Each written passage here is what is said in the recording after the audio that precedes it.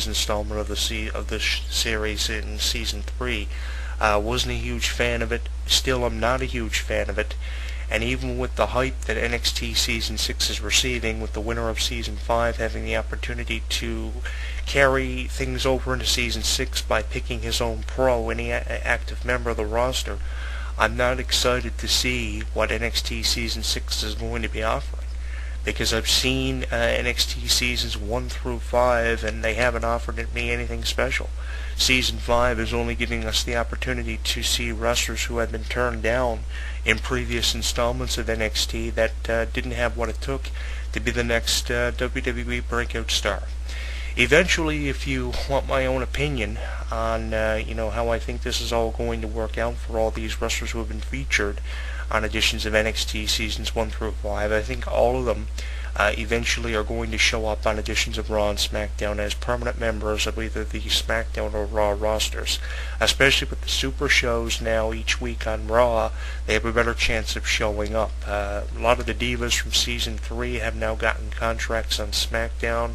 A lot of the wrestlers from Seasons 1 especially have gotten contracts on Raw and SmackDown, and now Season 2 rookies are making their return after being put on the shelf for quite some time. It's been a long time since we saw anything from Percy Watson, and he was actually one of the most entertaining wrestlers of the group of 6 or 7 of them in Season 2. It was beyond me why they didn't use him on Raw and SmackDown, and we have yet to see Andy Lamont make a debut on Raw or SmackDown. He was only involved in a few backstage vignettes since winning Tough Enough Season 1, and they're already getting ready to premiere with Season 2 when the Season 1 winner hasn't even premiered on Raw or SmackDown.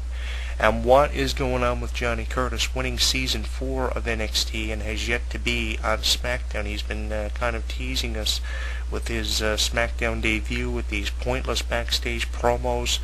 I could never get into Johnny Curtis, as funny as he was, on Season 4 of NXT. So, they have a lot of time to make up for, a lot of lost time with the NXT seasons and the NXT rookies, more importantly. So, the term train wreck television is appropriately associated with NXT because I think that is exactly what it was when it was on television. Nothing but train wreck television.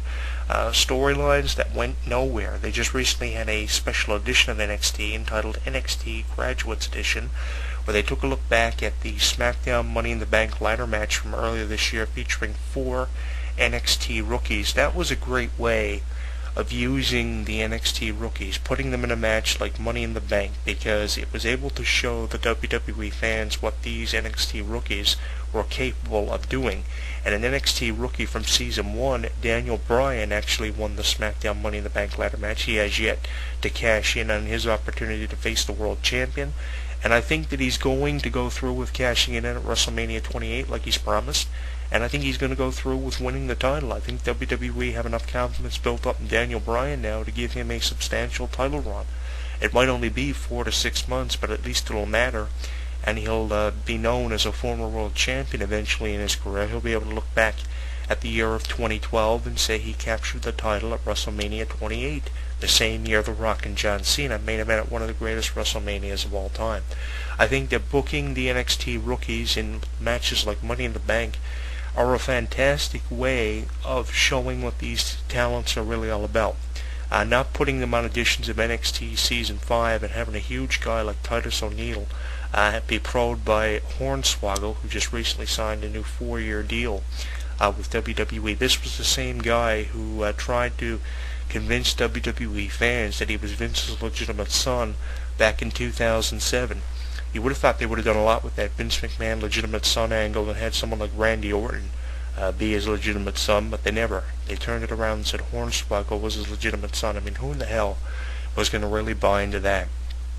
I believe at some point in that angle they actually tried to convince the fans that Finlay was the father of Hornswoggle instead of Vince. They tried to turn it around and say Finlay and Hornswoggle set up Vince all along, which was pointless. I mean, Hornswoggle has done a lot for WWE, and being a part of NXT Season 5 just makes it look a whole lot better for him on his resume, especially helping someone like Titus O'Neil. But the pairing, I just don't get, the chemistry between Hornswoggle and Titus O'Neil. Eventually, when Titus O'Neil shows up on Raw or SmackDown, obviously he'll be doing programs with Hornswoggle, because the bond between himself and Hornswoggle gets better and better each week, and they show fantastic chemistry with one another. And definitely, if you're a fan of Hornswoggle, NXT is the place to see him. They just recently brought Michael Cole back to NXT for the first time in months.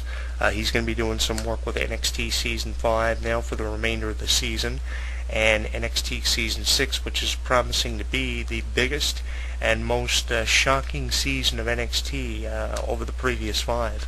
I can't see what NXT Season 6 is going to be offering apart from the other 5. So, I'm not expecting much in terms of differentiality. I'm still expecting radio show hosts, columnists, and journalists to criticize NXT like they have ever since last year. I think that NXT is definitely going to last longer than ECW did, but I think it's going to remain on WWE.com, or at least until WWE Network launches in 2012. That's the only hope of WWE NXT returning to television on a permanent basis that the show has now. I think that you made a lot of mistakes with NXT because you didn't book the storylines effectively.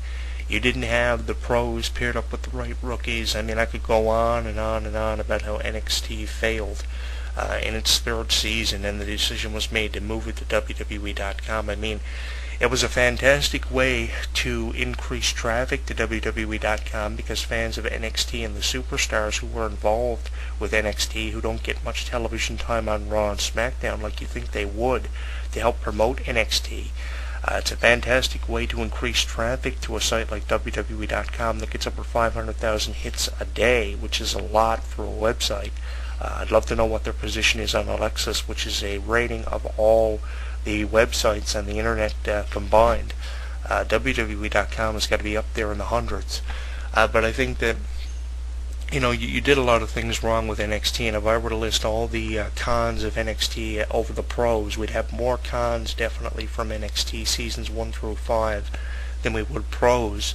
Pros being the good points and cons being the negative points. We'd have more negative points than actual good points, and that's not a good thing to have. And that's why you hear the radio show hosts, the columnists, and the journalists talking about NXT in such a negative way.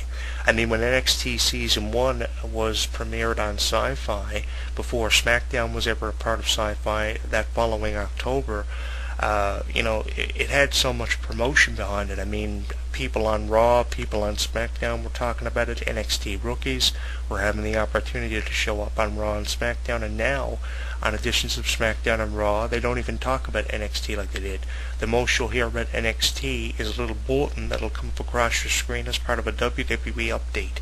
I mean, the commentators don't even talk about NXT anymore. Occasionally they'll talk about Superstars, which was supposed to be the next big thing since Sunday Night Heat.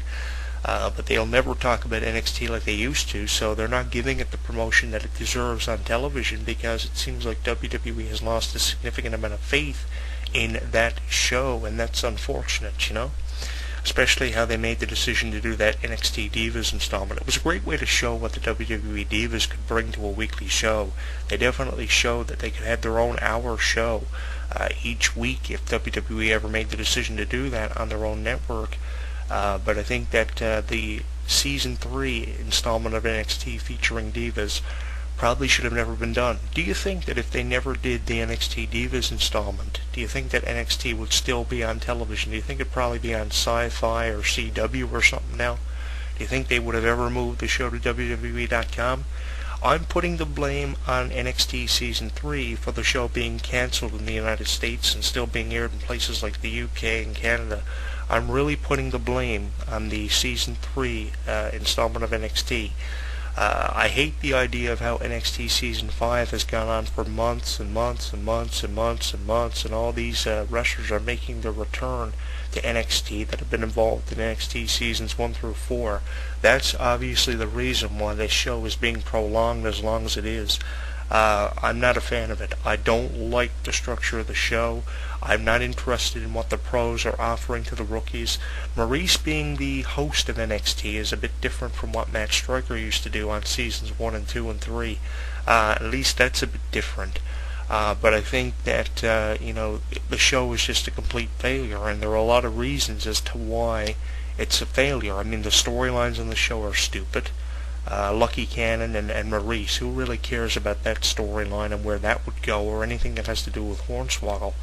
I mean, if you're a diehard fan of Hornswoggle, you'll come on my radio show or someone else's radio show as a guest and say that, Hornswoggle is the reason why NXT is amounting to anything on WWE.com. And sure, if you're a fan of one of the pros, you're going to watch NXT.